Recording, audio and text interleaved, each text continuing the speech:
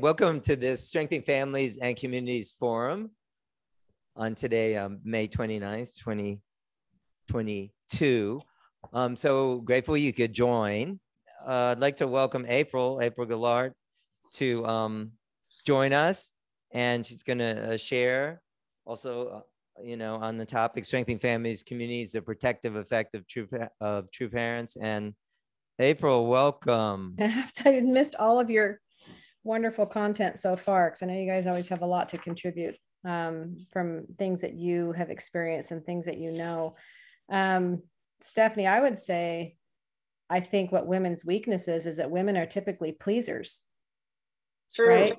And so women want to make, we naturally, we're nurturers, but we also gain satisfaction out of making people happy typically.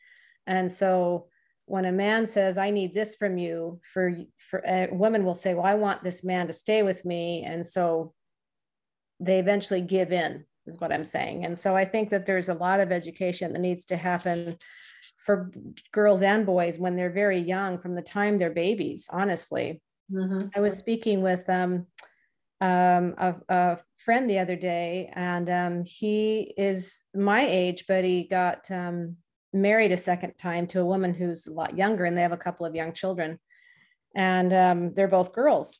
And I just started telling him, I said, he told me some of the things he was doing with these girls and things he was teaching them and how much time he spent with them as a father. And I said, what a gift you're giving those girls. And he said, what do you mean? I said, you are teaching them how a man should treat a woman.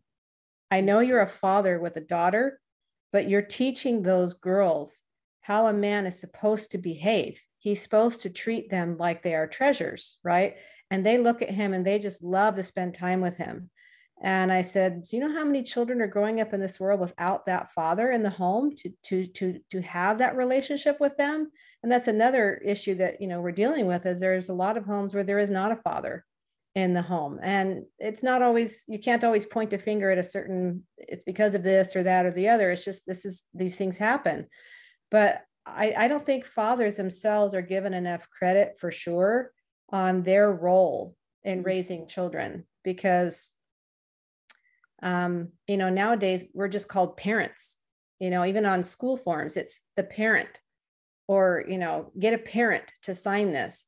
No one wants to use the words mother and father. And I think there's a real effort behind that. I mean, I spoke before about, our work at the international level at the UN, and I know that there is a constant effort there to eliminate those words.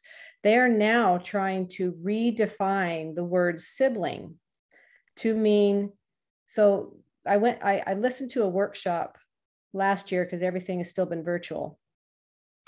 And in this workshop, they had all these different people who were on there as the experts, and they were, a trans somebody, and they even had a sex worker and all these different people. And someone was a disabled, person, so they have their category, and they were all on there talking about their various issues. And one of the people brought up and said, this was the trans person sitting there, looks like a man wearing a flowered dress, and saying, we need to help kids who are growing up in families that don't accept their identities, and we need to become their family. And so they now have anyone who is an ally to that child who is claiming a new identity, those are now their siblings.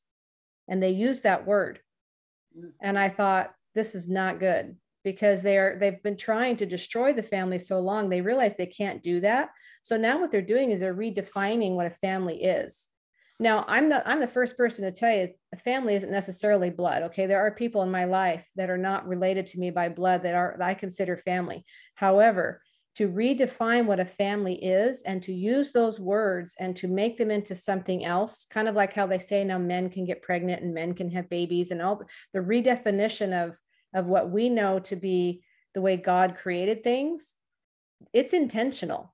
It's intentional. They want to confuse and distort the way God has planned for us to come to this earth and live our lives.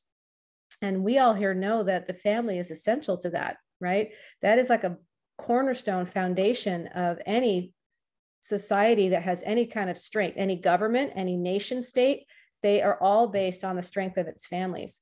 And so why do you think they're trying to destroy families all over the world? Because the whole UN thing is linked into that global governance thing, right? And they know the family is the thing that's standing in their way. And so one of the ways they get the family to break apart, as you know, is by sexual immorality. Okay. And to try to teach children from the time they're young. And something Stephanie mentioned, I've been talking about for years.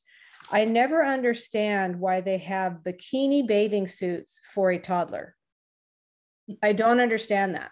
You know, a bikini was created to be a sexual type of look for a woman, right? To turn a man on. Okay. We all know this. So why are you putting one on a toddler? I don't, and they'll say, well, it's just no, it's not a bathing suit. You could get them a one-piece well, I don't understand. They have all these little outfits for little girls now. They have little shoes for little girls. They have heels on them. And you're thinking, they're not adults, they're children. And so that blurring of the lines, I think, is one of our biggest obstacles and things that we have to focus on is we need to reestablish some of those lines because all of those lines are now seen as judgmental and they're seen as shaming. So you are shaming someone by drawing a line. And they're very good at this. And they make you feel like you are the one that's the bigot. You're the one that hates people. You're the one that, you know, and this is why there's such an attack on anyone who tries to draw a line. But the moral ambiguity that we've gotten ourselves into is why kids are so confused. Okay. So Richard asked me to talk specifically about benefits to children having a married mother and father. I can't just say married parents anymore because it doesn't necessarily mean a mother and a father. And how to teach children that abstinence and the traditional family model, how does that affect children's paths as adults? So whether they end up as, you know, in single motherhood or they have sexual trauma, how does this affect their healthy family formation? All these different things. So I was just going to give you a few facts that you may know or may not know. Married couples, as opposed to cohabitating couples, express higher satisfaction, better physical, emotional, financial health than cohabiting or single parents. Married heterosexual couples produce strong parent-child bonds, and kids born and raised by a mother and father experience better health, fewer emotional and behavioral problems, better cognitive and verbal development, greater educational and job attainment, less exposure to crime, a lower risk of being sexually abused, and will have less marital problems of their own, which I think is interesting because I've talked to people who say, well, you can't just say you support marriage and a man and a woman being married because sometimes the marriage isn't healthy. I'll say, I agree, but it's kind of like the abortion argument, right? They always bring up the tiny little, you know, the smaller amount of the negative and apply it to the whole thing. And therefore the whole thing should be thrown out, you know?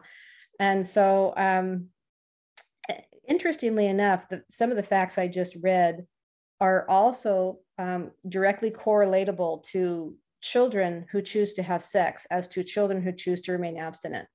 Okay. And I think we need to stop calling them teens. They're children. As long as they are minors, they are children. And I think that's another problem that's happened is that they start calling them young adults. They're not, no, they are children. Okay. A minor is a child. And when you call them children, I think in your head, it helps your head readjust and it helps the person you're speaking to readjust that this is a child. I don't care if she's 17, she's a child. Okay. And then children are not capable of making these types of decisions. So something Stephanie mentioned as well is, you know, the way women interpret or girls interpret physical affection, physical contact with the way boys interpret that. I think we can make changes on both, you know, as parents and adults in this society. I think there's a lot of things we can do to teach boys and girls how to treat each other appropriately, right? Okay, another fact for you. A 2014 study shows unmarried Americans ages 18 to 34 that there was a correlation between the number of sexual partners and their future marital satisfaction. I don't know if you knew this. Women with multiple sexual partners before marriage had less happy marriages and higher incidence of divorce. Does anyone talk to children about that? No. They only talk to them and say, you should, and I hear that, I heard this in UN meetings all the time. We have a right to be happy. We have a right to sexual pleasure. We have a right to whatever they're thing. They make up these rights all the time. And you've seen this filter down now into stuff in our country, in the United States.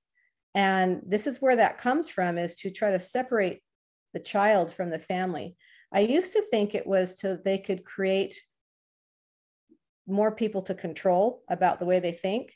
I'm starting to see, the more I'm seeing now, I don't even think that's the goal anymore. I think the goal at this point, honestly, is to control the children, but it's to get the children, so to speak, because they know if they can get them to think this way, that child is now completely comfortable talking about sex with anyone, engaging in any kind of sexual act with anyone, because they've been told for years this is how to be happy. So how do you counter that? Yes, you can spout facts at children, they don't care, right? But by the time they're little, there's little things I've found that are really important. Obviously, having them have their own relationship with their Father in heaven is huge, right? To be able to let them know that there is a purpose to being on this planet, right? A lot of kids just grow up thinking, oh, I'm trying to be a good person, or I'm trying to this. There has to be more than that. There has to be a purpose as to why are you trying to be good? What is it? What is the purpose of you making good choices? What is the purpose? And then what they're hearing a lot in, whether it's social media or with their friends at school or through entertainment, as Stephanie mentioned. I mean, you think back to, I think I said this before, I don't know if it was this meeting or another one. You think back to movies, like look at, any movie that was produced in like the 70s. Okay. And if they had a kiss scene, it was a very chaste little peck, and that was it. And we thought that was so romantic back then. I always think of the Han Solo Leia kiss, a little peck, and everybody thought, oh, and now look at movies. They don't do that at all, right? And how has that changed over? That's only been what, 40 years? Now that's a long time, but you see the gradual increase of how they've gotten us to accept the fact that that's not a kiss, that's a peck. So all these things that you teach children when they're little, I find you got to teach them to respect their body. Teach them to respect the fact that their body is a gift from heaven and that God gave it to them for a reason, and that there are things that they should be doing with that body and there are things they shouldn't be doing with that body. And then you have to teach them what those things are. I think too many parents don't want to actually be open and forthright with their children and actually use terminology that they may be uncomfortable with. They may want to talk about their child. I mean, I remember the first time one of my kids came and said, Mom, what does sexy mean? And I think my daughter was 9 or 8 or 9. And I remember thinking, oh, how do I explain this? But I'm thinking we have to have these conversations with our children. Even if you go over the 10 commandments, it talks about don't commit adultery. How do you explain that to a child? But I'm just saying there's things we have to have taught. There's no more one talk. There's multiple talks, right? You have to talk with your children throughout their lives about various things. Teach girls that they should expect to look for a man who respects them as a daughter of God, not just a girl who's cute, because that's all she cares about when she's 13, right? She wants to be cute and wants a guy to think she's cute and wants all the interaction. But to have her start thinking about and making a plan and setting. Something else I realized is no one's teaching these kids anymore how to set goals. Have you noticed that? Nowhere. In school, parents aren't sitting down with their kids to set goals with them. Like, how are you supposed to expect them to get to a certain point if you never teach them how to get there? You know what I'm saying? So, like, I remember when my kids were little, I remember saying something about being married or having kids, and they're like, oh, I don't want to have kids. And so I thought, I have to change this. So I started talking to them, and I would just changed one word. And I said, someday when you're a mother, someday when you're a husband, you're going to want to make sure that you learn this. Or when you have a wife, my one son, who was always very bad about saying, he would go up to his room angry and didn't want to talk to anybody. And this was when he was like 8. So I was like, oh boy. So I remember, trying to get him to talk. And over time, I just said, one day you're going to have a wife, and she's not going to appreciate the fact that you won't tell her what's going on. She's going to want you to talk to her. So when you're ready, come talk to me. But those kinds of conversations, just that little tiny change of saying when you're a father, when you're a mother, when you have kids, when you get married, it starts to let them see this is the path I should follow to be happy. And then the other thing I think we got to do, and I know this is a kind of a precursor to the whole abstinence thing, is married couples need to show their children the joy of being married, right? Because kids nowadays are thinking, all they think about is, I have my boys are 20 and 22. And I told them, when you go to college, you're dating for marriage. I know a lot of parents think that's crazy. And I told them, you know what? If you are looking for a young woman who has a relationship with God, who understands that she's a daughter of God, and who is looking for someone who wants to have children, hopefully, but you have to teach your children like how to navigate these different decisions. And I think there's not enough kids from the time they're little to teenagers that understand the goal setting part of life and how their life, like if you were to ask them at 10, what does your life look like in the next 10 years? Most of them probably would say something. They may not have an answer. Some of them might. But how do we talk to them so we can start getting them to respect that there are decisions that need to be made to have a happy life? So I think if parents sit down and talk to their kids a little bit more about how you and mom met and why you decided to get married and why you respect mom, and then kids need to see their parents date. Honestly, they need to see their father, opening mom's door and going back to the old way things were done, where men respected women and women appreciated that respect.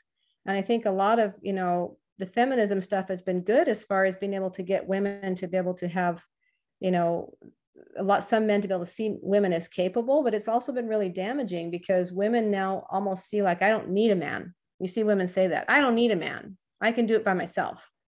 And if you start teaching children when they're little that there's beauty in marriage, there's beauty in being a mother and a father and all the wonderful things that you love about it. Because my kids, I would say things to me sometimes like, gosh, mom, I'm sorry. I know it's been really hard on you being a mom. And I'd always follow it up with saying, it's not easy, but I wouldn't trade it for anything. It's been amazing. And I'm so thankful that I've had all you kids. It's been wonderful. They need to hear that this is what brings joy. And the way you get the joy the fullest is by living your life and making certain choices along the way. And, the abstinent thing, I think, is it's so difficult now because you get kids now thinking that they're abstinent because they haven't had intercourse, but they've done all sorts of other things, right? And so they think they're abstinent. So there's all sorts of conversations we have to have. But I do think the foundation of it really lies in respect for God and respect for other human beings, because what they're being taught everywhere else is that other human beings are objects, right? There's someone that's going to bring you pleasure. There's someone that's going to give you what you want. Even this happens in friendships, not even just talking about sexual relationships. And so I think that the more parents, I taught the children at my church for a few years, and I was in charge of them. And every time that we would have the little ones go to class, and we'd have the older ones come in, we would have to switch to the larger set of chairs. And they would be waiting at the door, and I'd invite them in and I'd say, gentlemen, would you please switch out the chairs for the ladies? And you should have seen the looks and the, rolling of eyes I got at first. By the time this had been going on for a year, they loved it. The boys would come right in. They knew exactly what they were supposed to do. Now, this is such a simple thing, and I'm not saying this is the answer to everything. I'm just saying that I think that there's a lot that can be learned from teaching children that there is a difference between a girl and a boy, and that you need to respect those differences and appreciate those differences, right?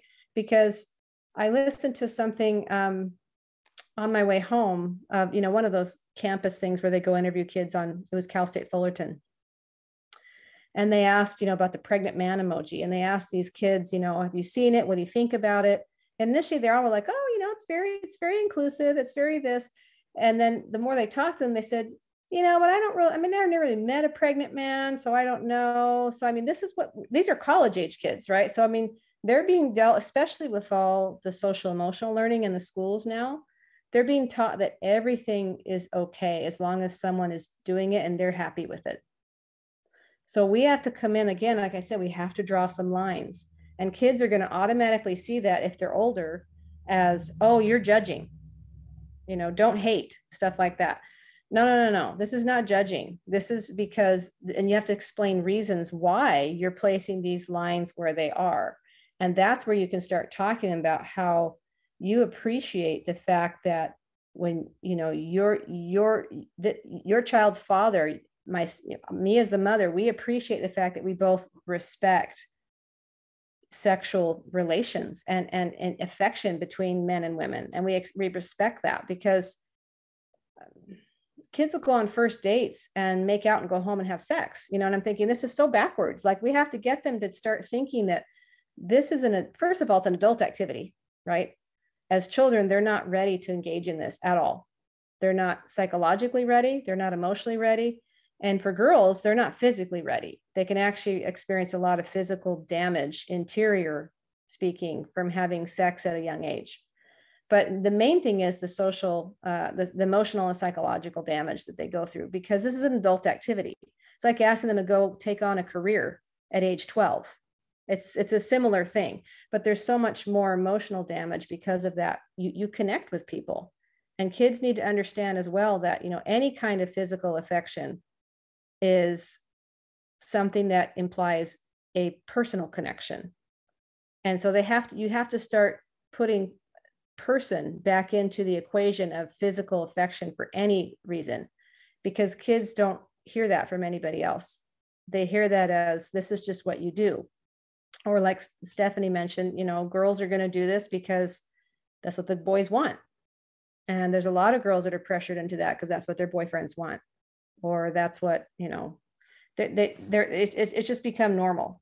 And so one of the other facts on this I thought was interesting was it said, relationships are easier to break up from when you have remained abstinent.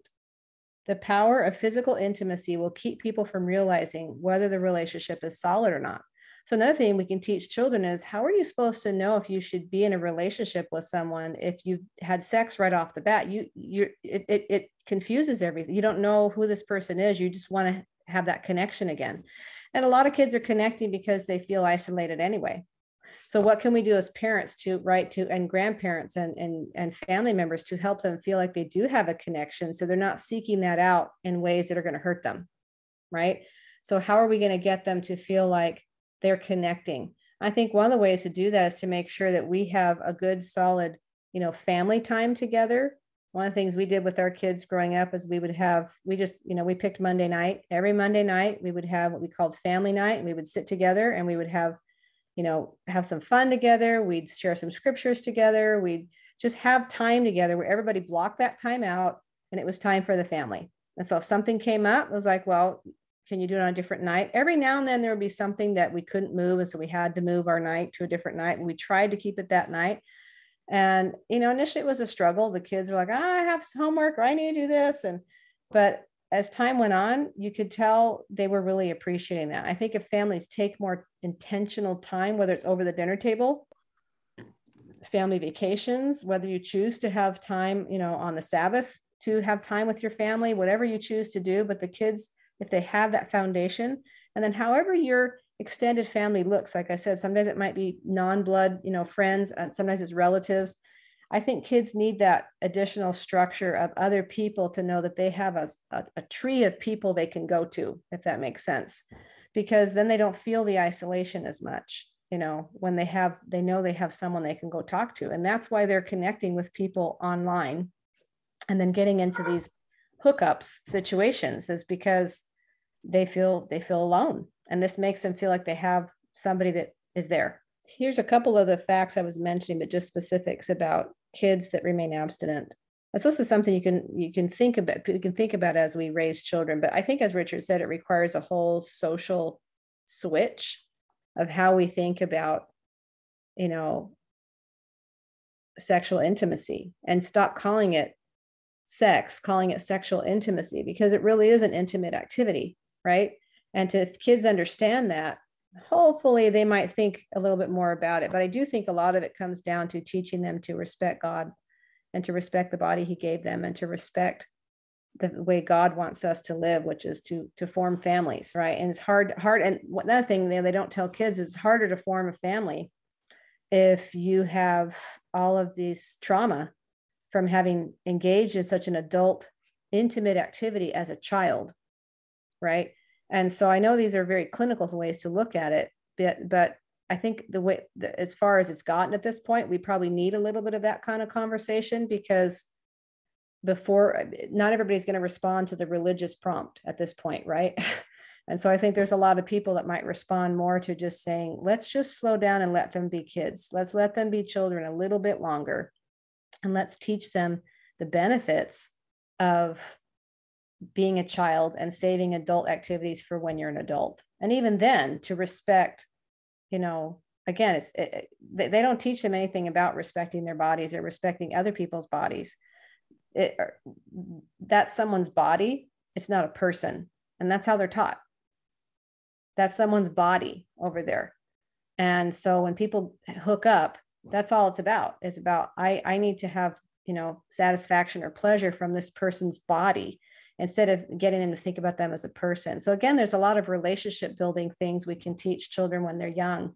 All of this blends into helping them to remain abstinent. I don't think it's just conversations about sexual abstinence. I think there's a lot of conversations that have to happen about how to have a relationship. So the programs that they have in schools, I know Richard was mentioning about curricula in schools, and Virginia's pretty bad, honestly, but that all of that's coming from the teacher unions, and the teacher unions are funded by a bunch of other people that, they don't always let us know who they are.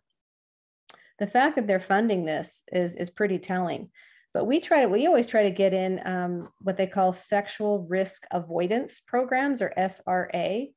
And those programs are very different than what you see in the schools. In those programs, guess what they focus on?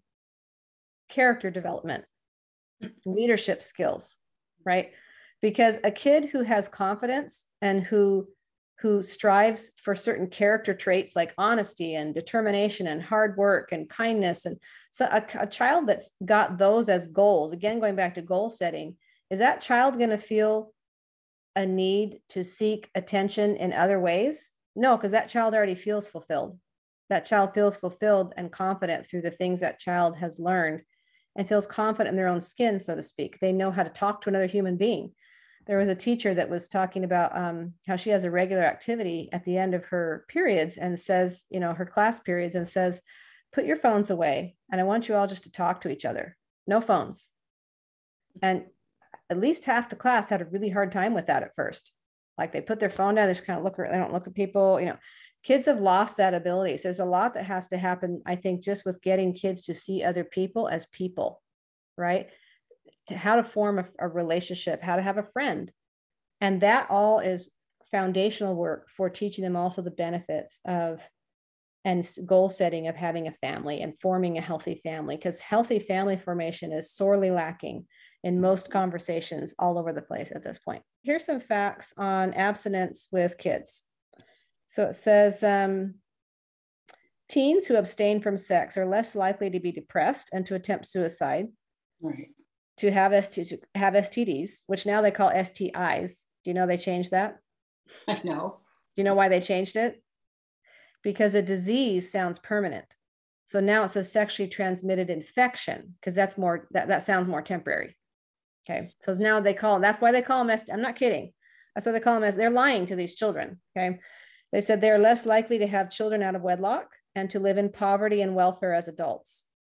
They're more likely to have stable, enduring marriages if they remain abstinent.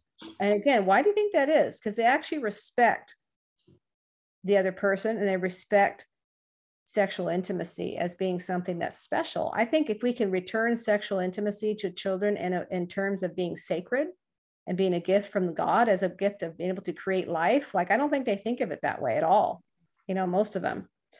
So it says, as far as academic performance with abstinence, it says they are 60%, the abstinent kids, less likely to be expelled, 50% less likely to drop out, and twice as likely to graduate from college.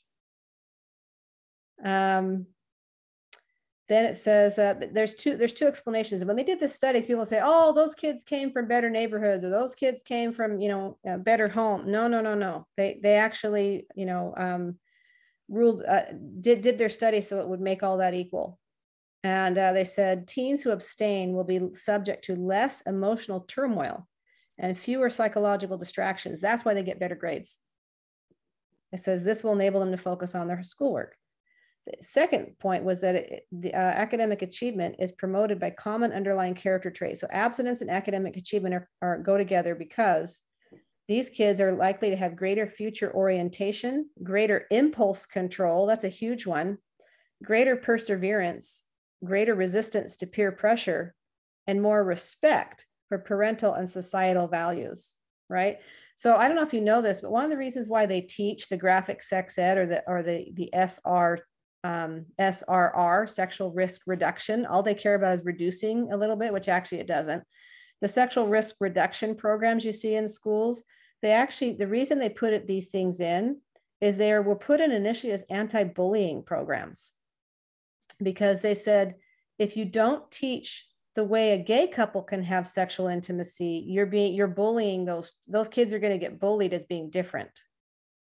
This is why they added it in. Okay. So now they have to add all these other ways to have sexual intimacy so those kids don't feel left out or judged. And then we said, okay, why don't you just teach kids that they shouldn't be engaging in any sexual relations at all, whether gay or straight, while they're children?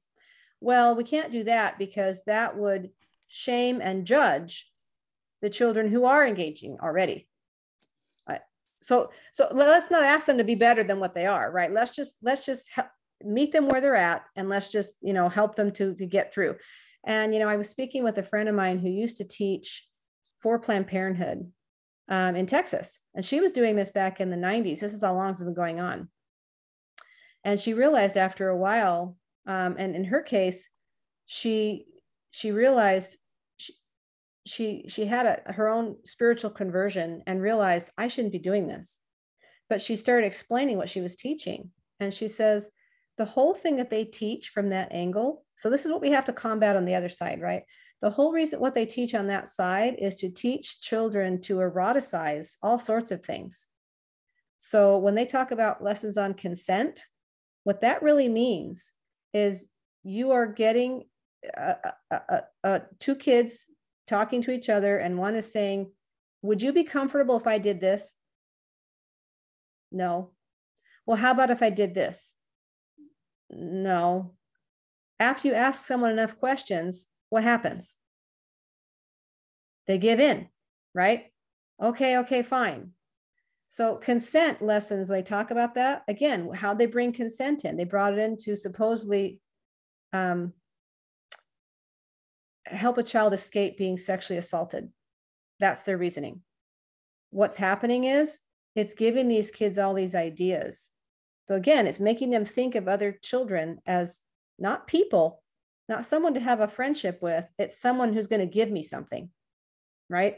So again, if we as parents, grandparents, aunts and uncles, community, friends and neighbors teach children the importance of seeing other people, truly caring about them as people, and then secondary to that, if you can get into the religious aspect of it with them, because not everybody's ready for that, but to teach them initially to see them as people, and then secondarily to see them as children of God, right?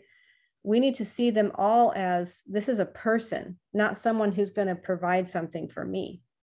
And we're such a me society. That's how kids see things now. Well, I want to hang out with so-and-so because he's cool. Well, do you know this? Do you care about this person? The interpersonal relationship skills of children nowadays are sorely lacking. And I think that's a huge foundational problem as to why they're turning to sexual intimacy. Yeah, it says a childbirth by a teen girl is very likely to lead to premature end to education. However, teenage childbearing does not seem to be the major factor leading to academic differences.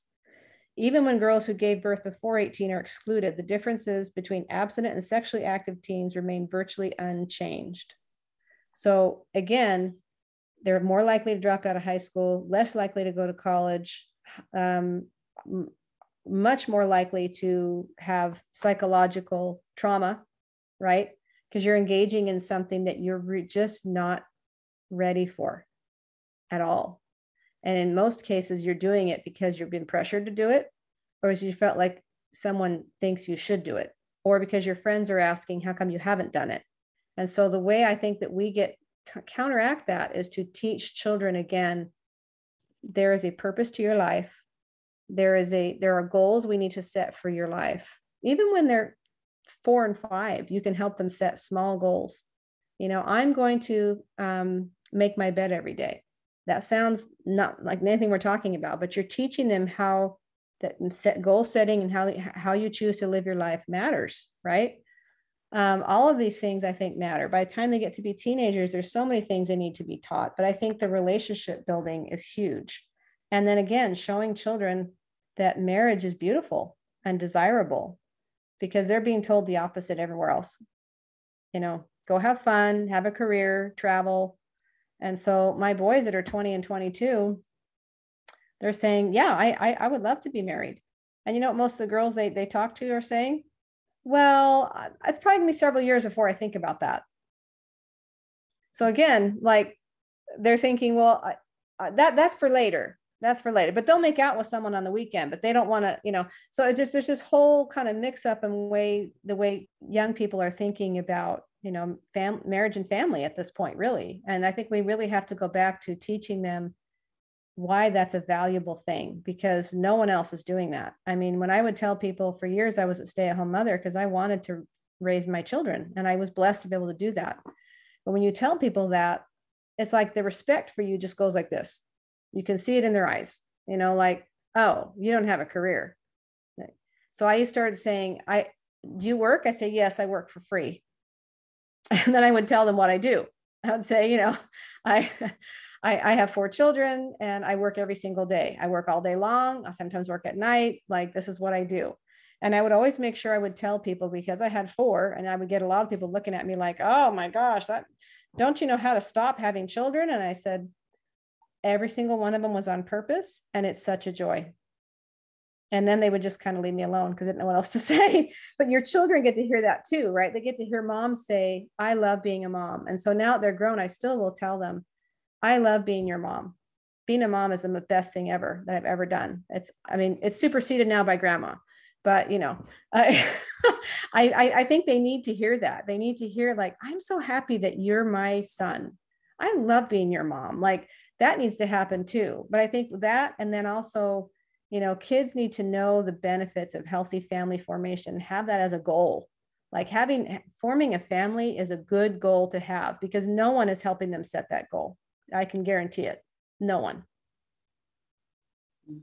They're going to want to know where you're going to go to school, what career do you want, all this other stuff. They don't want to know that you want a family. Everyone's going to look down on that. I like that. Benefits of forming a family. Yeah. Mm-hmm. Yeah. I was talking about earlier about my premise of, the importance of breaking the generational cycle of poverty by, making abstinence something that's expected, and that parents should tell their children it's expected, Yep. regardless of whether they abstained or not, thinking what's best for their children. Right. And if they get into a situation like that, I think this is the other hard thing, is parents have to be willing to have difficult, even uncomfortable conversations with their children, because sometimes their children will see porn somewhere, or, they're going to see it. They're going to see it. They're saying now by age 8 or 9, they're going to see it. Okay. Kids have phones and stuff. And so you need to be able to, your child needs to know they can come to you. They can come to maybe other family members as well. And they can talk to you about these things, because that's the other problem, is they think, oh, they don't understand. And so they go talk to their peers, or they go online. Right. So again, I think we have to stop, don't have a freak out, because it's hard as a parent not to have a freak out if something like that happens, but to be able to just be calm and say, okay, well, tell me what happened. Tell me, how did you feel when that happened? Like, how do you think does this make you a better person by doing this? What did you, to get inside their head a little more? And I think a lot of parents aren't prepared for those conversations. It's hard to prepare for those conversations, but I think the more we can have our children feel like they can talk to me. They need this. One of my married daughters just told me the other day, she said, Mom, she had when she was dating her now husband, she was very stressed. And she said, what if he breaks up with me? What if this is not the right one? What if, all her anxiety was going like this. And I just said, her name is Beth. I said, Beth, how does he treat you? How do you feel when you're around him? Does he love the Lord? How does he treat his own mother? I asked her all these questions. And all her answers were the right answers. And I said, I think that you're kind of freaking yourself out of this. Anyway, we talked it through. She got married. She's been very happy. They're having their first baby. She's been married almost 4 years. She's doing great. She told me recently, she said, Mom, if I didn't have you to talk me through that, I don't know what would have happened.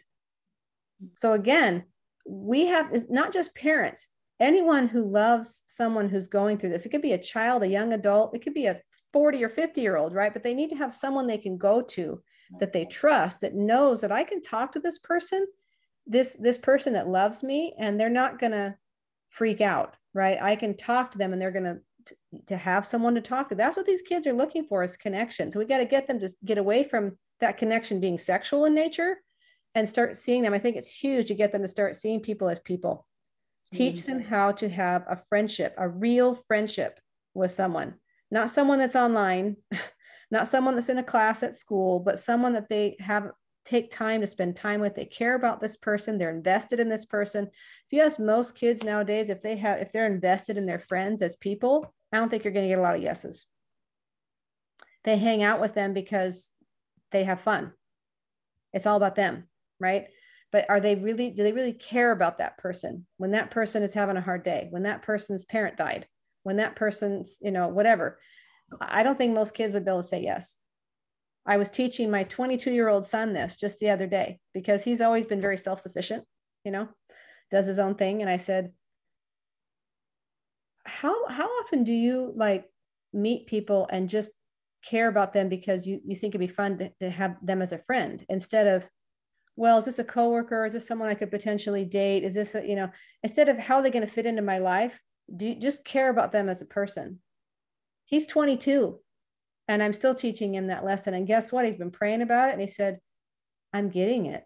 I'm looking at people now and I'm thinking, I'm going to find out, what she did over the weekend, a coworker or whatever. Or, I found out so-and-so is really struggling with, raising her daughter. And to start seeing people as they have a life just like you. They have hopes and dreams and disappointments and all of that. I think kids by nature are self-centered, right? We all know this. That's how they identify themselves at first. But as they grow, they have to learn this. And I think the more they learn this and see other people as not objects, but as people, I think it's huge. Amen. Honestly. Okay, so is there other some questions? Thank you, April. Yeah. It's so insightful. It's good. Yeah, and I'd like to also, I'll send you the recording too. You can see. I would love that. Yeah, I'd like to hear the rest of it. About. Yeah. So other questions, comments for April? Yes, April. What you were reading from as you went along. What's that document? What's the source there? That was, I had to look for it on a certain search engine, because not every search engine will show stuff like this now. Let me get it right here for you. I can put it in the chat. I'll put a link in the chat.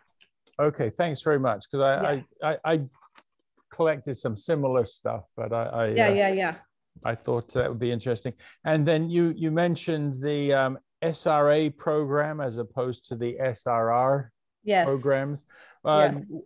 How can one get to look at the SRA program? Is it online? So there's a really good website, and I'm going to put it in the chat while I look for the other link, because I have it on my phone, so I have to transfer the link to my laptop so I can put. So that website there, weascend.org, collects SRA curricula and even grades them, and it'll tell you what's available in what state, even in a lot of cases.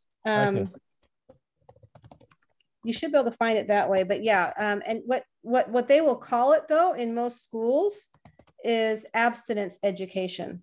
Okay. And it's done on purpose because, as you know, they like to downplay abstinence education, right, because as it doesn't work, right? That's what they always say. Yeah. Okay, I found the link for that article. Although I still use that term. I've thought about No, I know. It's like But just so relationship you know, when you use that but, with most people, they're not going to listen to you because they've been brainwashed to say that doesn't work. And so, whereas I've seen, you know, the kids coming out of these lessons, I spoke to a nurse, and this just breaks my heart. She works in the ER in Orange County, and she said, we always know when the sex education lessons are being done, usually in March or April. She said, because we start getting girls and boys, usually girls in here with objects stuck. It's terrible. I mean, it's just heartbreaking, right? And she says, oh, they must be doing sex education. Because this SRR, the risk reduction, is supposed to reduce HIV and reduce teen pregnancy. That's its goals. Okay. But it's also supposed to get kids to accept gender ideology, right? And to accept that abortion is a viable option should you find yourself pregnant. I'm thinking, well, why wouldn't you get pregnant if you're just throwing sex at these kids all day, you know, and telling them all the ways they can do it? Of course they're going to get pregnant. But they keep saying, oh, no. So their whole big thing is, you know, teaching kids how to use, you know, condoms. And my friend who worked for Planned Parenthood said the same thing. She goes, even that whole thing, they do role plays where that is taught to children as how to make even that something that is seen as erotic. And I'm thinking, this is insane, you know, and yet they're telling these kids to try all these different things. Are they telling girls that if they have more than 2 abortions, they can't carry a child to term? No. Are they telling girls about the psychological trauma they will go through from having sex as a child? No. Are they telling boys what it will do to them and their future ability to connect with a woman as in a married, committed relationship, to have sex with everybody they see, girl or boy? No. Are they telling them if they take hormones, they have to stay on them forever and then it will affect their bone density and their heart health and all this other stuff? No. So the SRA programs, again, they teach the children the basics that you need to know as far as like how you get pregnant, how you get an STD, all these things, but they don't go into the how-to manual that the SRR programs do. The SRR programs are essentially a how to have sex. And their stated goal is, I remember hearing a quote, and I've been able to quote it since, which is pretty good for me because I usually can't quote. It was back from like 1994 in I think it was the Cairo document in the UN. And they said, women have a right to sexual pleasure without the forced burden of motherhood, I think it was, isn't it? Yes. Yeah. And that was in the 90s. So think where it's gotten now. Yeah. You know, I mean, they want to have their cake and eat it too. I mean, it's the same thing with everybody. Like the abortion argument is the same thing. Everyone says, well, you know, women have a right to choose. I said, yes, they do. They have a right to choose what to do with their bodies. Right. And they're saying they should be able to do all these things and not have to deal with the consequence of what they chose to do. Yeah. And that's considered choice in their book. Yeah. There's a lot of the emperor has no clothes about all of this. And one of the things I looked at the website of your organization, United Families International, and one of the things that particularly struck me and I liked was the false narratives section, because I believe there's an awful lot of that about. And personally, I believe, I mean, this is like, it's extremely spiritual. It's like, this is the deceiver deceiving. This is the Garden of Eden all over again, where the serpent spins this beautiful story to Eve, go ahead, do this, everything will be wonderful. And it isn't, because it's a pleasing, plausible lie with disastrous consequences. And that's a lot of this stuff is exactly yes. that. I like to say it as, like, okay, think about this. If they were to talk to children, and we talk to children more about the consequences of decisions, good and bad. So teach them how to make a good choice is a huge thing we need to teach kids, how to make a good decision, and then how to set a goal and how to say, I want to do this, I want to make sure I do this. And to teach them, that forming a family is the most important thing you will ever do on this earth. The most important. Yeah. No one's telling them that. No one. Right. And they're seeing it as, well, I mean, one of my daughters has a friend who posted on Facebook very proudly and happily that she's going to artificially inseminate herself and have her own child. She's not married. She doesn't have a boyfriend. She just wants to be a mom. Yeah. And I'm saying, and at first my daughter said, well, I mean, at least, she has a way to take care of it. And I said, no, sweetheart. I said, that child doesn't deserve that. Right. That child does not deserve that. And it's not a matter of judging this friend of hers. It's just to say, there is a way to ensure that children have the best chance possible to succeed, to be happy, to be emotionally stable. And that is not by getting a sperm donor.